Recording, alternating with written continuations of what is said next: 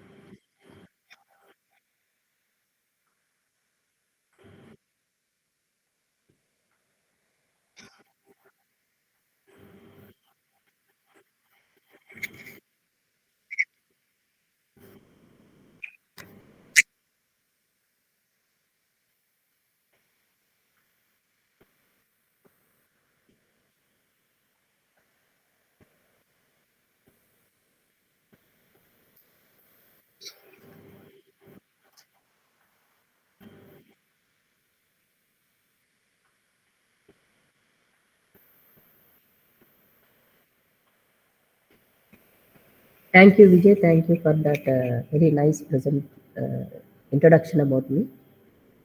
Am I audible? Am I audible, Vijay? Oh, okay. Today I will present my topic on, especially I think this is focused mostly on ANSYS and ABAQUS applications. Okay. Yes, ABAQUS. I'm not familiar with ABAQUS. Though some of my project students used them in project, but I'm more familiar with ANSYS. Maybe for 2 decades I'm using it. I sincerely thank this particular people who are developing ANSYS because it's more of user friendly, more of user friendly, and it's good to connect to the package. The early days of my this thing started teaching finite element methods. While studying the subject, which was very new to me, and which I have not studied in my coursework during be it undergraduation or post graduation, but I studied all that on my own, finite element methods. So while studying simultaneously, I used to work on ANSYS. So that gave me a much more clarity about the subject of this finite element methods, exactly what is happening in finite element methods, visual pictures of or simulations really made me sink into the subject very quickly. And thanks to that ANSYS developers right from the beginning, I have familiarized that particular package. And firstly, before I start my work presentation,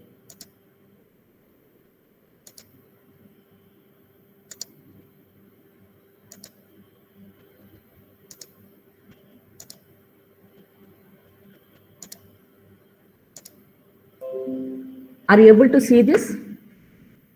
Hello? Are you able to see the screen? Yeah.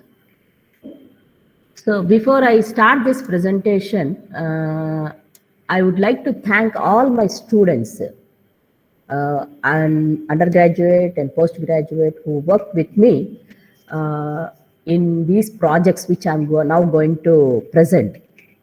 I sincerely, my thanks to all my students, because I appreciate them because they are with me trying to understand the problem definition and has come out with, reasonably good works, and they have proved that this is how we can do it. The project and the results, what they have compiled, made us computed, made us publish some papers in very famous journals. So I sincerely thank all of them for their commitment, sincere commitment, and hard work they have put in to make these projects successful. And today I'm presenting those projects of students, and some of these consultancy projects I have done under this domain.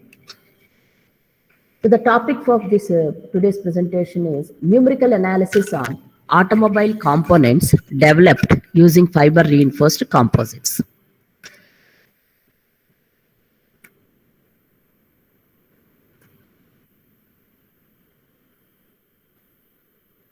I don't know why this is not coming down. Hello? Contents. The contents are introduction to composites, manufacturing methods of composites, finite element method, automobile components developed using composite materials. Here I will explain the development of the composites as well as the involvement of this ANSYS software tool to compute the results, simulation results.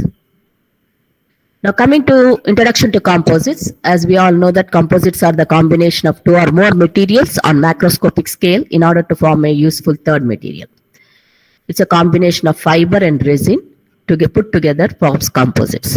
So fiber is the principal constituent of fiber reinforced composites and shares the major portion of the load. Whereas matrix, it holds the fibers together and protects from the external damage. Now, coming to classification of composites, they are mostly classified as natural composites and man-made composites. Natural composites are bone, skin, muscle, shell of beetle, horn of rhino, wood, bamboo, etc. And man-made composites are again further classified as traditional composites, which are construction material like ordinary Portland, cement, concrete, asbestos, cement sheets, and pipe.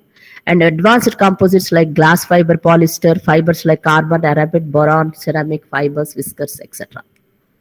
The functions of fiber is to carry the load, to provide stiffness, strength, thermal stability, and other structural properties in the composites, and to provide electrical conductivity or insulation. These are the major functions of the fiber. But the functions of the matrix is to provide rigidity and shape to the structure, and it isolates the fiber so that the individual fibers can act separately and stops the propagation of the crack. The matrix provides protection to reinforcing fibers against chemical attack and mechanical damage. Matrices are again classified under three categories. One is polymer matrix composites, metal matrix composites, and ceramic matrix composites. Polymer matrix composites can be used only up to a temperature of 300 degrees centigrade, and metal matrix composites can be used beyond up to 1000 degrees centigrade, and if the operational temperatures are more than 1000 degrees centigrade, then ceramic metal matrix composites can be used. Now coming to manufacturing methods of composites. Now why am I discussing about this is, unlike in metals, working with composites is something different. The approach towards the product development is different. In metals, what we do usual practice is, first we design the structure, then we adopt the manufacturing methods, whether it is welding or any other manufacturing processes, welding or riveting or bending or forming or whatever it is. Then you finally make a product. Whereas in composites, it's vice versa. Suppose you wanted to manufacture a pressure vessel. First, you have to choose the type of manufacturing method you wanted to adopt to make that product. So based on that technique of a manufacturing technique, you will design the product. That means a pressure vessel can be developed by filament winding technology, or polar winding technology, or hand layup technology. It can be developed in many other ways. So based upon the technology that you are going to adopt, your design will change. Design is nothing but number of as composites are developed on layers. Okay, it is not a single piece. It is layered structure, a laminated structure, and each layer is again consists of different orientations of fiber. So the raw materials of fibers are in the form of either mat, fabric, or filaments. Okay, filaments are thread-like things. So again, you need to choose which type of fiber you would like to use for the product. So suppose if it is a filament winding technology, then the raw material used for the fibers are creels, fibers, filaments. So those filaments here, if you can see this, those filaments are made to imbibe, are immersed in a resin bath, and through nip rollers, or otherwise called payout eye, they are made to wound on a rotating mandrel in two forms, hoop direction or helical direction, and thereby build the thickness of the structure. So that's how a pressure vessel can be developed using filament winding technology. So the design aspects of this will depend upon the manufacturing method that we are going to adopt. Then there is another technique called pultrusion. This has a limited options for designs of structures. You cannot manufacture a pressure vessel using pultrusion, but it is for some other techniques.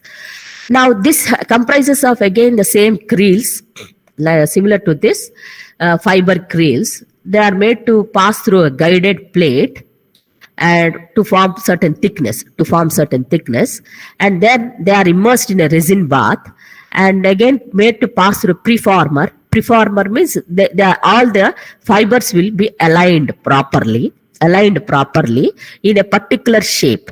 Okay, in a particular shape, and that is again pulled through some tension created devices into the die. This is a die, and it is also a curing die, forming and curing die. That means suppose you want a C-section channels, or I-section channels, or a rectangular hollow channels. So this forming die, preformer, that shape is taken, C-section is taken, and it is pulled into this forming and curing die. While passing through this die, the composite will get cured. Because it is in a wet condition, here, it will cure simultaneously while passing through this. So the dried or hard composite will come out of this, cured composite will come out of this, and through this pulling system, which is comprises of pulleys and belts and pulleys, rollers and belts, is made to pass out, and the required lengths are cut here. That's how the C channels, I channels, or C rectangular hollow pipes, or whatever, are developed using pultrusion.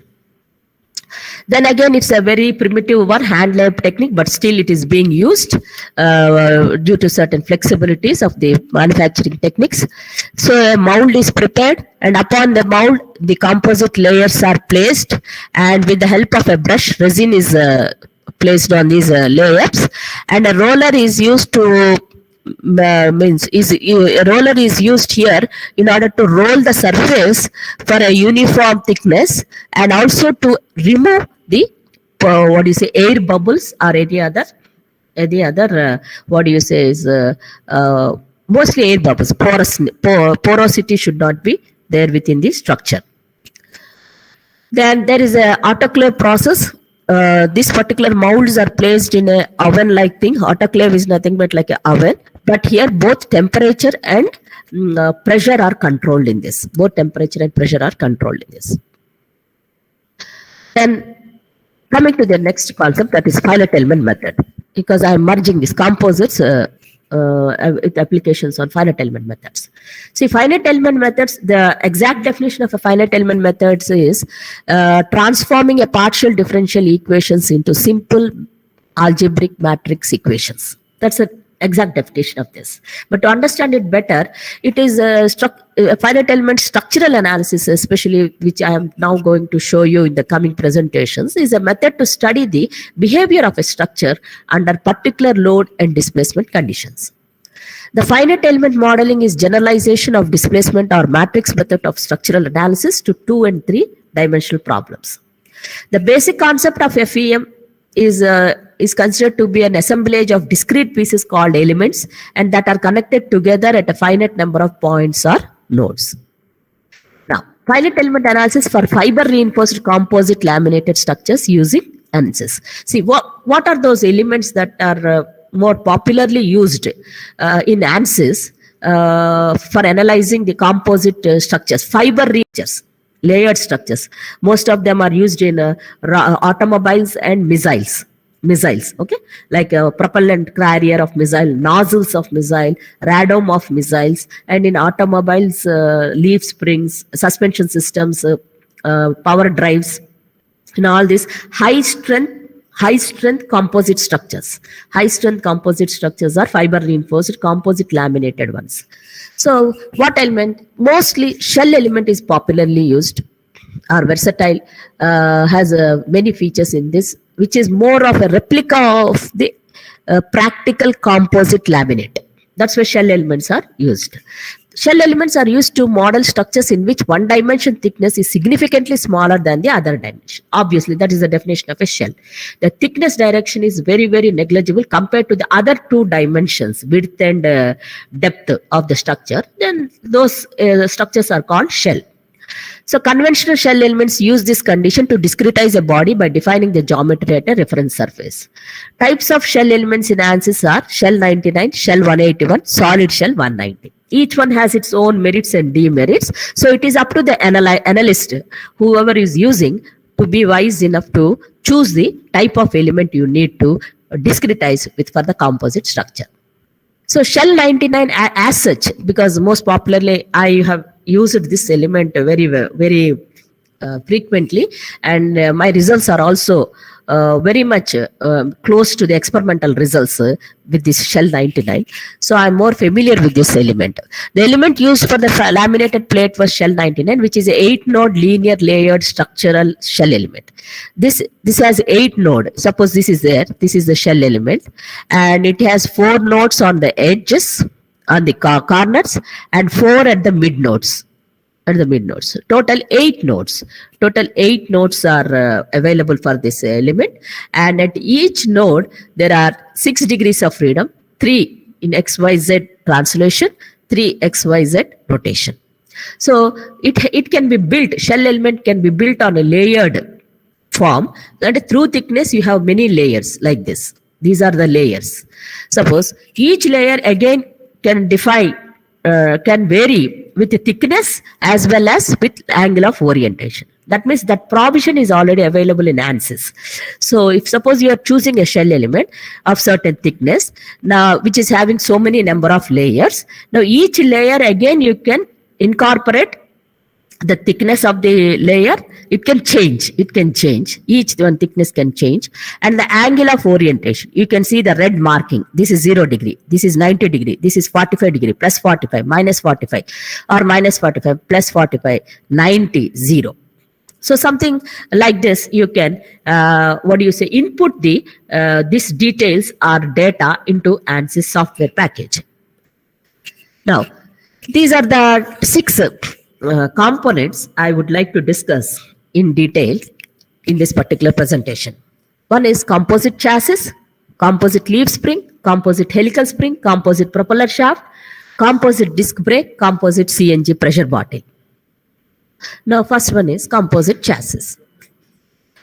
What is a chassis? Chassis is a framework of an artificial object which supports the object in its construction and use. That's a fundamental definition. Now, if you see this as a chassis, this figure, this is the long member of the chassis. These are cross members of the chassis. So chassis comprises of long members and cross members. These cross members are connected to the long members here, this one, through gussets.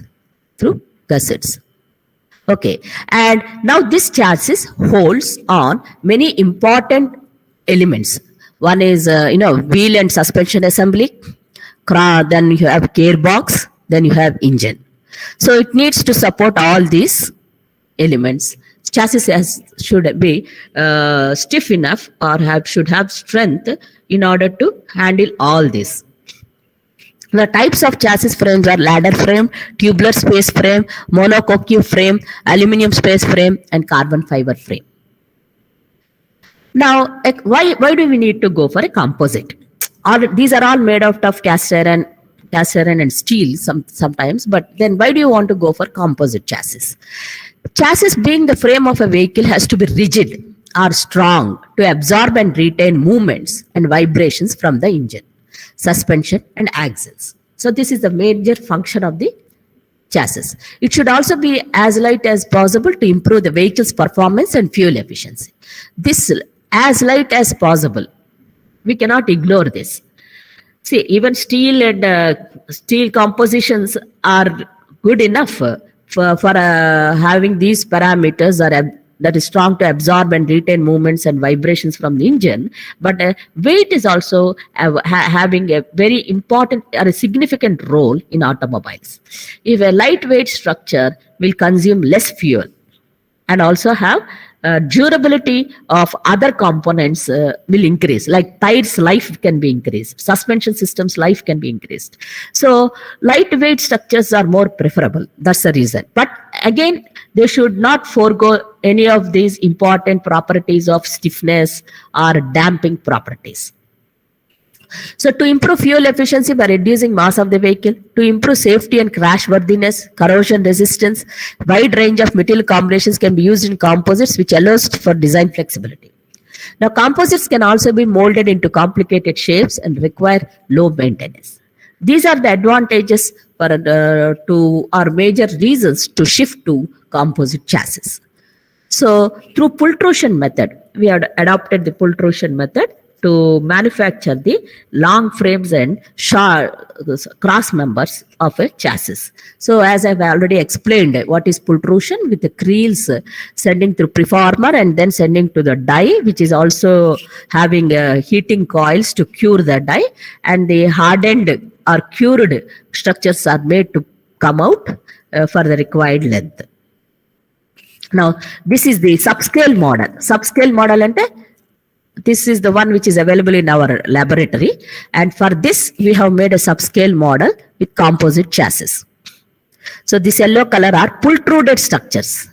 All these yellow colors are pultruded C sections. These are C sections, and these are I sections. These are I sections, cross members are. So we have done all those design calculations and obtained the dimensions of this and cross sections and section modulus, required section modulus of all that. And after that, we have fabricated this gussets, held all this with riveting, and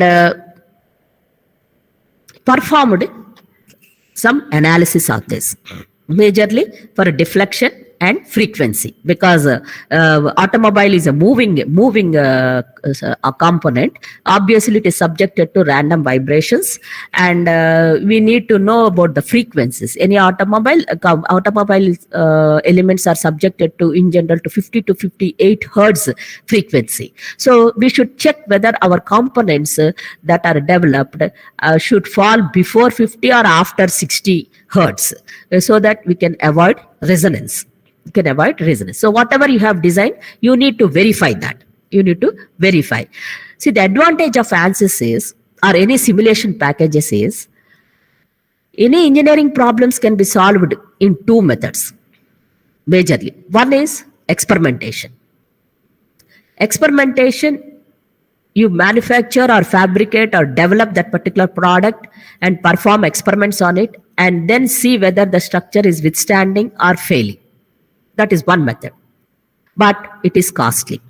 The other method is theoretical approach. That means you design the structure and check whether your design is safe or not. There are again two methods. One is classical approach, other one is numerical approach. Classical approach, however, gives exact solutions, but it is limited to its usage. Not all models or all designs can be solved through classical approach. Then comes your numerical approach, that is your finite element methods. In a numerical method, you can solve any type of problem, but gives an approximate solution. But it gives only an approximate solution. Now, the next immediate task for us is to converge the results with exact solution or experimental data. For that, you have to do some iterations or research in this finite element methods with these elements and other parameters related to that, so that you can converge your results. However, it can save your time, it can save your money also. So the role of ANSYS is, in the mechanical engineering process, is first engineer will design, then check in these simulation packages using finite element techniques. And okay, however, to what extent this approximation can be considered, they will check. After that, you perform or fabricate the structure, test it, and see if your design is safe or not. So this is the procedure we follow in mechanical engineering product development. Now, coming to this particular simulation of this particular structure, the model, the chassis model is framed here. We have framed it in SolidWorks and then imported to ANSYS. We discretized this structure with solid shell 190. This one. See, solid shell 190 is considered for a true thickness as a single layer, but you can give any amount of thickness there. Then orthotropic properties of E-glass epoxy are entered as a data for material properties. Now perform the deflections and frequency modes. Okay, we can see in frequency mode 1, this is slightly having a torsion. Slightly, the structure is subjected to torsion. Mode 2 also, it is structure is subjected to torsion. 3 also, you can see more twist or torsion. But here, there are no torsion, but subjected to bending. The nature of behavior of the structure can be very clearly visualized. That is the beauty of these packages of ANSYS or ABAQUS, whatever it is, simulation packages, is you can visualize in 3 dimensions the behavior of the structure, which is not possible even in experimentation unless you have those type of loads in that and then can measure with some measuring devices. However, it is, as I said, it is a costly affair. But through this, you can see the simulations, animations, and check if your design is safe or not. If design is not safe, go back, edit the design, and again perform the simulations. So we could get these number of modes, so many number of modes through the simulation and also we have compared composite chassis with the steel chassis and derived 20 modes. Okay, out of which we can say subscale structural steel chassis, first 4 modes when we have calculated, these are the frequencies, and the mode shapes are torsion, bending for steel. We can see the similar nature in composite chassis, that is 4 mode shapes, you have torsion, bending. However, the magnitudes of frequencies are slightly higher in composite. Now coming to the deflections of the first mode, for a structural steel, the deflections are very less. It is 2 mm, 6 mm, 6 mm, 5 mm. First mode. Whereas for deflections of composite, and whereas for glass composite, it is high slightly, 4.8 mm, 10 mm, 10 mm, 8 mm.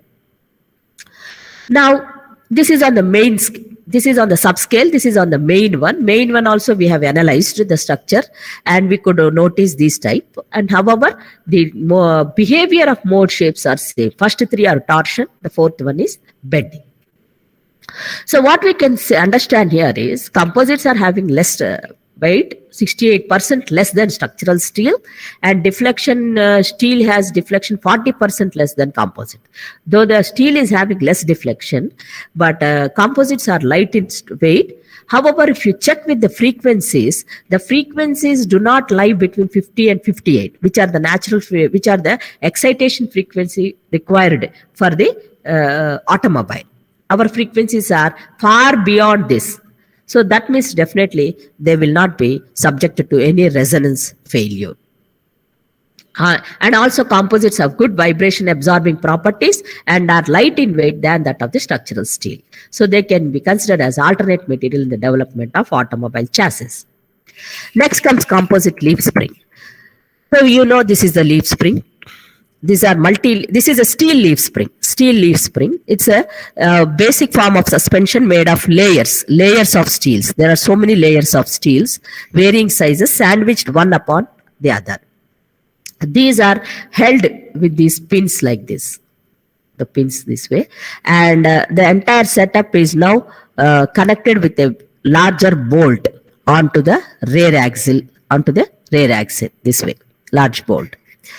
They are held up this way so that the forces that transmit from this thing, tire, will make is transmitted from here to this leaf spring, and the leaf springs will expand in lateral direction, and the leaves are separated. Slide. The leaves slide one over the other, relieving those forces or stresses, and then safeguarding the structure above the chassis, or reduces the transmission of vibrations from the road bumps to the passenger seat. Now, a composite leaf spring is developed using hand layup technique. In a hand layup technique, you need a die, bottom die, matched die mold, that is a bottom die and a top mold and bottom mold, and the laminates are developed using unidirectional 0 degree unidirectional mat. Why 0 degree? Because if you lay the leaf spring in this direction, all the fibers are oriented in this direction. Let me call it as 0 degree. Now, when the load is applied on the leaf spring expands in this direction along the length, suppose. That means when it expands, it requires the material to expand. That's the reason we have taken unidirectional 0 degree mat. So all the layers that we have designed are kept in only 0 degree directions. So this is how you place the mat and apply with the brush. Just to make you feel how many number of sections we have considered for different lengths. Okay, it is having multiple layers with different lengths also. So in section 1, it has 158 mm length, thickness is 18 mm, 6 layers are used. In section 2, 316 is the length, 16.10 is the mm thickness, 8 layers are used. Third, 476 length, 13.8 mm thickness, 8 layers are used. Section 4, 638, 11.3, 8 layers. Section 5, 835 length. So gradually we are increasing the length and thickness also is reduced when the number of layers are also varied. Okay, gradually we are increasing. So after the layers are placed in the bottom mold, it is closed on the top mold and bolted and kept aside for curing under room temperature. After that, it is extracted from the mold this way, and some trimming operations are performed so that you can get a final shape for a leaf spring. It's a monocomposite leaf spring of uniform thickness. These are certain leaf springs, and they are tested for a deflection test. Like this. See, this is what I'm saying. It has to be purely bent. It should be a pure bending, no torsions, nothing. So when a load is applied on it, when a load is applied on the leaf spring is bending. So when it is bending, it is stretched in this direction. That is the reason we have used unidirection 0 degree in only one direction, so that the material can withstand these stresses that are induced in the leaf spring. Now coming to the modeling of this thing in simulation package, this is how we have modeled with these curved hooks here. And the structure is discretized with a 3D tetrahedral element, and U-glass, UD, matte, epoxy material properties are placed in this, and performed the deflections and maximum stresses, von Mises stress analysis. See, you can see maximum deflection is happening here, and you can see the stresses are distributed evenly. And we can finally observe that the weight of the steel spring is 2.6 kg, means we are able to achieve only with 1.7 kg. Okay, same deflection. The constraint of the assumption of the design is both should take the same deflection. So same load and same deflection, we are able to get this much value. Obviously, the stresses are varying and the stiffness values are also varying. So a composite leaf spring of 12 mm thickness and 100 mm width is designed and analyzed as shown above. The deflection observed is almost near to that of the steel spring, and stresses are also reduced. So the design is safe. Coming to next one is composite helical spring. This is another form of suspension systems used in automobiles. So it is an elastic body whose function is to compress when the load is applied and to recover its original shape when the load is removed. So it is called a resilient member. Okay. So after performing the design, it is decided to fabricate this particular structure in a tape winding technology. With plus or minus 45-degree orientation of layers. Okay. Now this is how we have manufactured the product on a tape winding machine. This is a mandrel on which carbon epoxy pre-preg impregnated, and pre-preg means resin impregnated fabric. Okay, that is used for on a helical grooved mandrel for the required thickness. Now once this is done, after curing it, we have extracted the structure from the mandrel and we could able to get this type of helical spring. Now this is again subjected to simulations in ANSYS. We have used shell 99 because we have used multiple layers of it of different orientations. Then shell 99 is used for the discretization of the structure, and then performed the analysis of axial deformations and stresses and for maximum stresses. Okay, composite helical springs. And tested under UTM. This particular structure is tested under UTM for deformations. So the angles what we have done for simulation is 60 degree, 45 degree, 30 degree. Found these deflections and found these stresses. And in this, we felt 45 degrees is giving a better result, means less stress and less reasonably deflection, but is having far less stress, axial stress. That's why we adopted this particular iterations are done in simulation. You cannot do so many structures in experiment and then test them for these. Okay, that is, a time consuming as well as material cost, power, so much of cost is involved if you go for experiment. Whereas in simulation, we are able to arrive to these results. So that is the beauty of these packages, which can help them to go for any sort of iterations, any number of iterations with variable parameters, and then come out with a logical conclusion of the design parameters. Now, the helical spring developed by tape winding technology is tested on UTM to determine deflections per design load. Okay, the fourth one is automobile propeller shaft. Automobile propeller shaft. Now, this automobile propeller shaft, which is also called drive shaft. So this, if you see the top view of the automobile, this becomes the front axle, tires here. This is the rear axle. Now the engine is placed here. A drive shaft is connected with universal joints here and here. To one end is the engine. So the power this is a power source. So power is transmitted to the drive shaft here, and this drive shaft transmits the power to the differential gearbox here.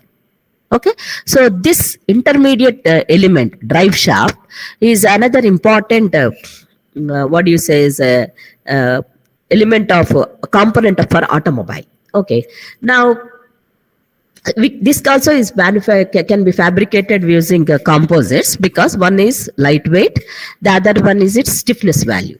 Okay, I'll show you how we have fabricated. See, this structure is fabricated using filament winding technology. This is a filament winding technology. It is designed first based on the strength of materials. Okay, strength of materials approach. So thickness, the length, the thickness, and the diameter are all calculated based on this classical approach. Then the number of layers required for the thickness, building thickness on the propeller shaft is also computed.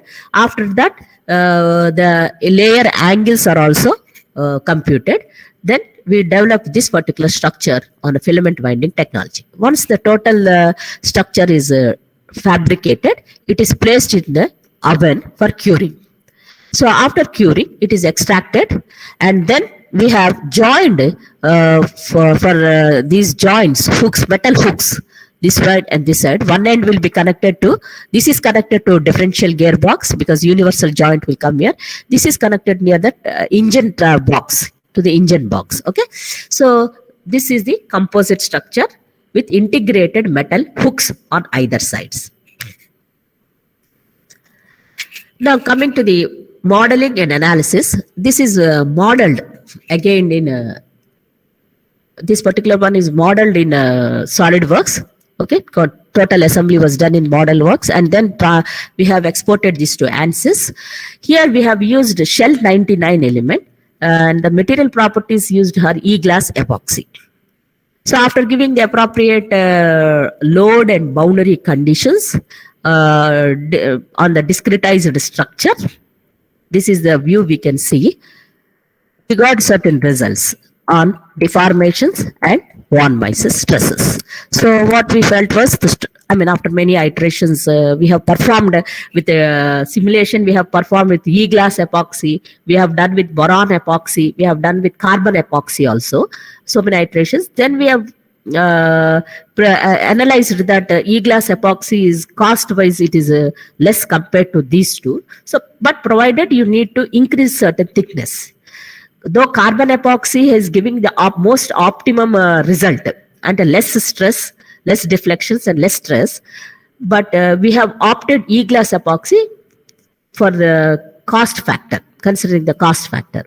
So manufactured that particular product using E-glass epoxy. So also tested, we have tested this propeller shaft. This also is in our laboratory equipment, students project. We have used a gear reduction box. This is a gear reduction box because it has to be performed to test with high torque and low RPM. Torque is around 1500 Newton meter. RPM is just around 50 to 100 RPM. It should rotate very slowly, and then but will be subjected to very high torque. And we checked whether the structure failed.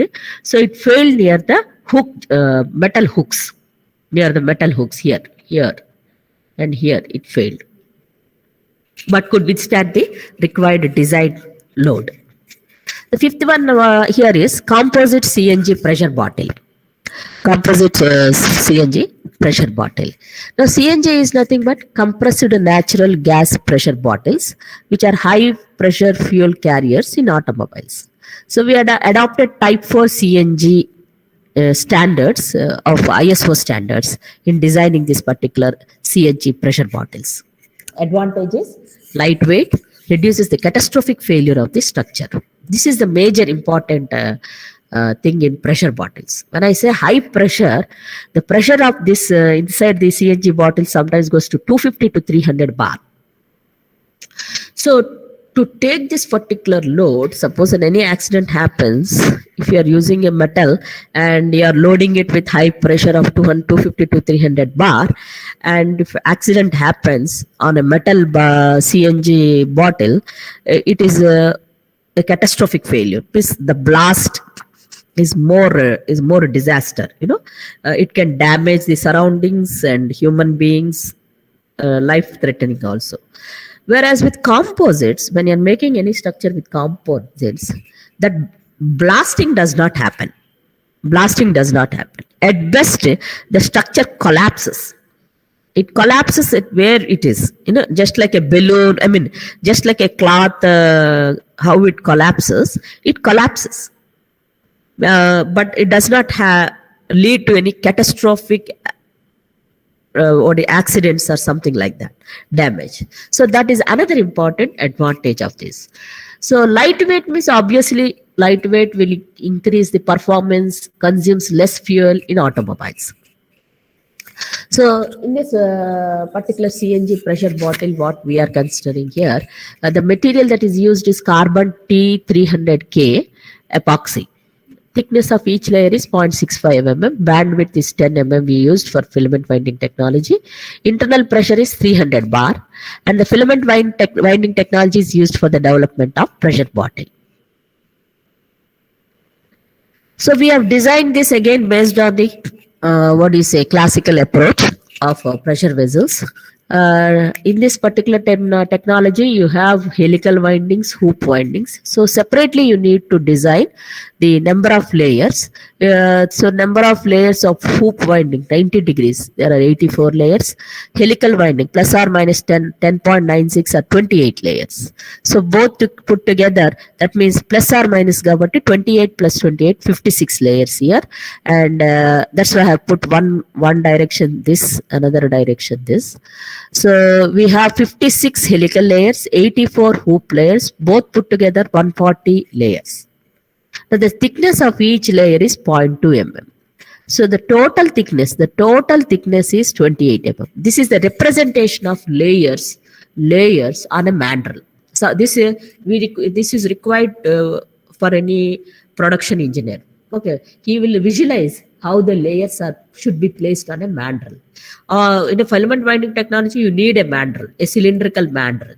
Sometimes this mandrel will be in situ and a part of the pressure bottle, or sometimes you can extract that and take the hollow structure. It depends upon the application for what you are using. So this edge will be the mandrel edge.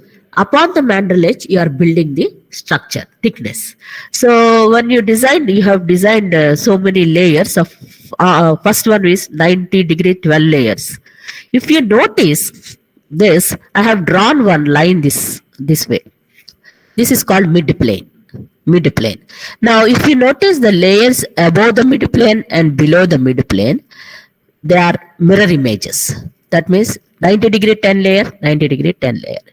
Minus plus 10.965 layers, minus plus 10.965. See, I'm taking plus to minus here, minus plus here. They are the mirror images. All these layers are placed as mirror images of this in a symmetric manner. So what happens here is, this is called balanced symmetric laminate sequence. Balanced symmetric. What do you mean by balanced symmetric? First, let me tell you what is symmetric. Symmetric is placing the layers above and below the symmetric line.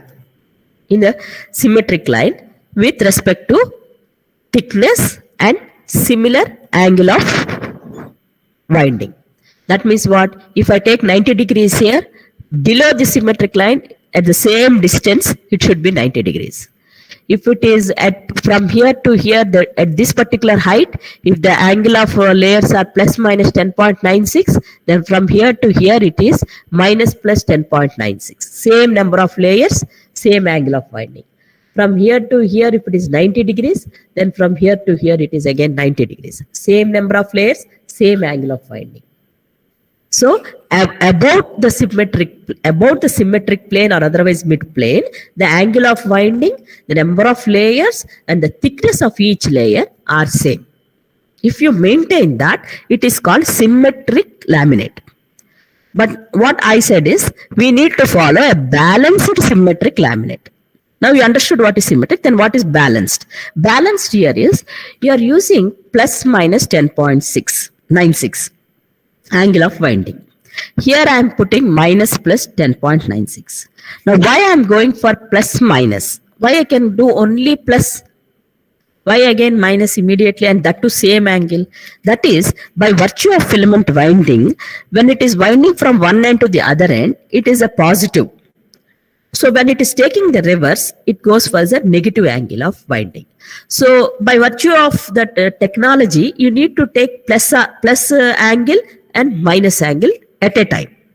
Now, if by placing the same one below, from here to here below, the reason is, when the pressure vessel is subjected to load, that is pressure, it expands. Okay, the pressure vessel expands. When it is expanding, it expands in the direction of material. Suppose you are putting the filaments in plus 10.96 direction, it expands in that same plus 10.96 only. But because you also have minus 10.96, it tries to expand in minus 10.96. That means it is the other fibers are also pulling the structure. So thereby the structure becomes more stabilized or balanced. It does not get expanded or loaded only in one direction. It gets balanced. So that is why it is called balanced symmetric laminate.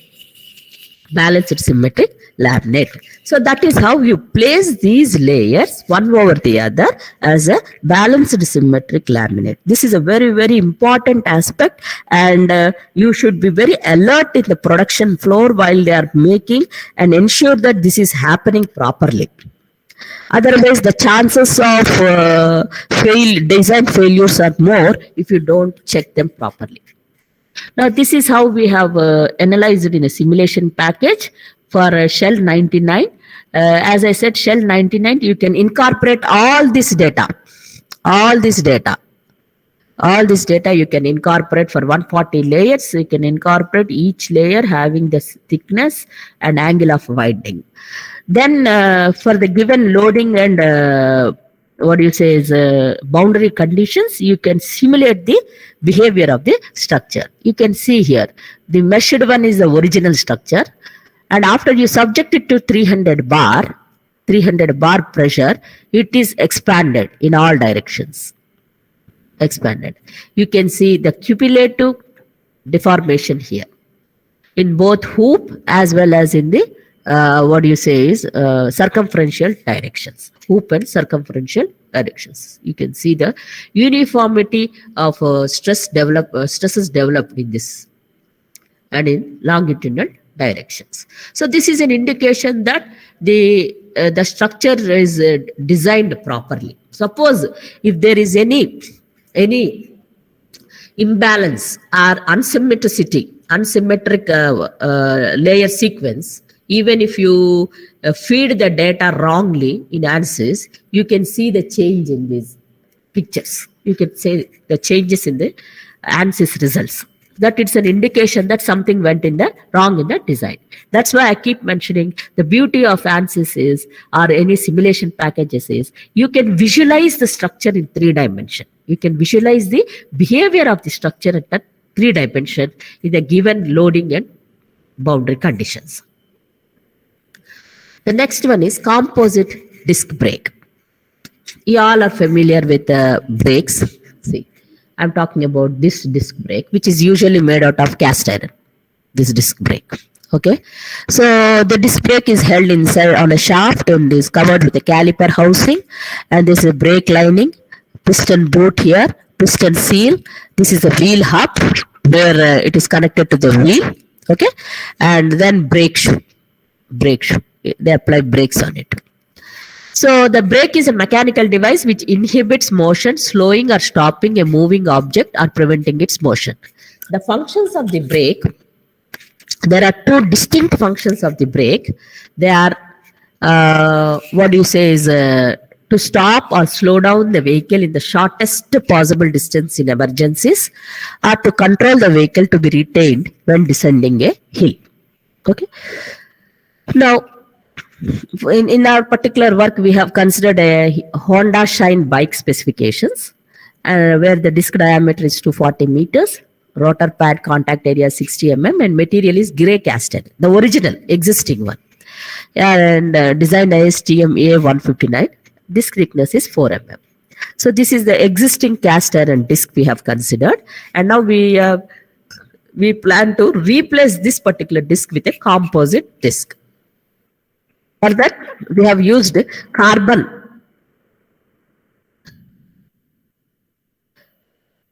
We have used carbon epoxy as the material for this, which is manufactured by hand lathe technique. So this is the matched die mold, on which we made a flat rectangular laminate for the given required thickness. So that is developed on this. We have laid up the laminates on the mold. This is the bottom mold, and then after laying up, a top mold is placed on it, and some weight is placed on it. See, or you can put it under a press also, so that the excess resins can ooze out, can come out, excess resin, and thereby you get a compact laminate, removing all the air voids or any other air bubbles. So you got this particular what you say is a laminate. After extracting it from the mold, you get the laminate. This again we have taken the geometry of the required disc, and cut them in a simple cutting machine. Using a cutting machine, 240 mm disc is machined. Then this is the final shape we got. Drilled the holes to dissipate the heat. Okay, this is to dissipate the heat and also to hold it in a caliper. Then we have placed it in a test rig. This is the caliper, and this is the wheel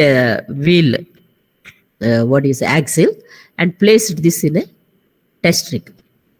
Then performed tests on it. So for test rig, we have manufactured electric motor and controller is required, batteries, disc, hydraulic brake caliper. Shaft is driven through chain drive with sprocket provided on shaft. Specifications are 1 HP motor, 1500 RPM, valves 12 volts, and four 12 volts batteries are used. So this is the test rig model we have modeled. And then what we did, we performed tests on composite brake and the conventional cast iron brake. What we did, we studied under different RPMs, 450 RPM.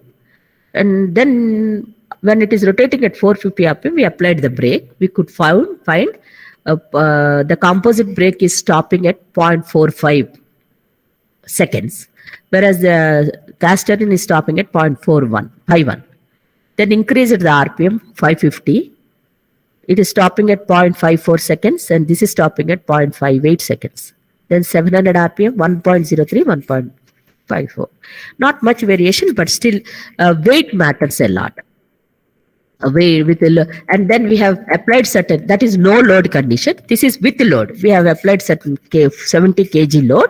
Again performed this at a different kilometers per hour speed, and we could get certain variation. However, we found that this whatever carbon epoxy is give performance analysis is far better compared to conventional. Now looking at the ANSYS results. Through ANSYS, we have analyzed the structure of cast iron as well as composites in this particular ANSYS. Again, we also did some iterations varying the angle of ply orientations. With the different orientations, we performed the analysis, and we found that angle has a very less significant role in brakes, whereas in pressure bottles and other leaf spring applications, it shows a very significant role. In certain applications, it does not show much significant role, and the effect of angle of fiber angle is very less in certain applications. It all depends upon the geometry and the design parameters, okay, and loading and boundary conditions. So in this particular break, this thing, angle has nothing much significant role. So we took a bidirectional mat, actually. We took a bidirectional mat, and the structure is symmetric. So we applied a torque of 228 Newton meter and 3,620.5 Newtons of clamping force. Performed the analysis for deformations and maximum stresses, and also performed thermal analysis whether the heat dissipation is uniform throughout or not. So we could see that cast iron is having a maximum stress, developing maximum stress and minimum deflection. Whereas carbon fiber with 8 mm thickness is having less stress and more deflection compared to cast iron. Carbon fiber of 10 mm thickness is also having 6 to 10 power 6 Newton per meter stress and 1.9 into 10 power minus 3 mm deformations. So the least, more the thickness, the less the stress, the less the deflection among these three. So we developed for 12 mm thickness. Okay, all these iterations we could get through simulation. We need not manufacture all. Okay, so that is the advantage of simulations. We can do many iterations because composites have many parameters: thickness, overall thickness, and layer-wise thickness, and fiber orientations, resin material properties, fiber properties. Likewise, you can change many parameters and can do the study of its behavior. So after arriving to computing these results, we have taken 12 mm thickness for the break and performed the analysis and also fabricated the structure. And did the experimentation and proved that carbon epoxy is giving a reasonable value, because most important aspect is that it was found 50% lighter than the conventional break test. Because see, the density of cast iron is 7.8 grams per cc, whereas carbon is 1.2 grams per cc. You can see the vast variation in the weight of the structure. However, performing on a similar base on deflections and stresses. So with this, I have finished my presentation. So for any doubts, people can ask.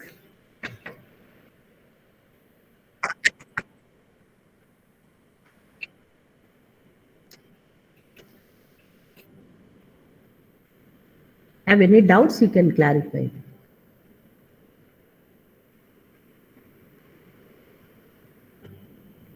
I think I'm closing it much early.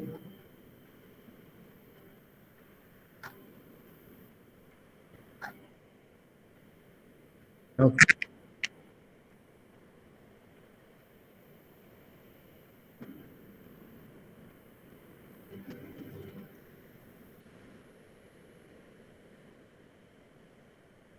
Okay.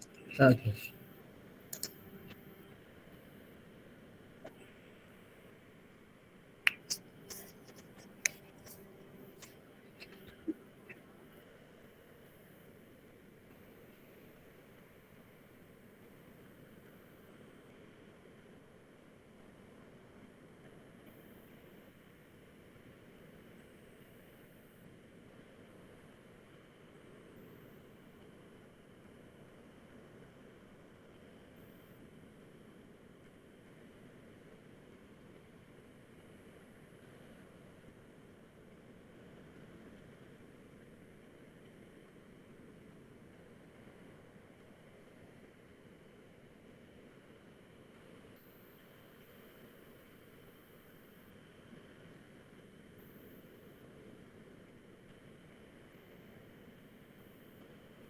Thank you for giving me this opportunity.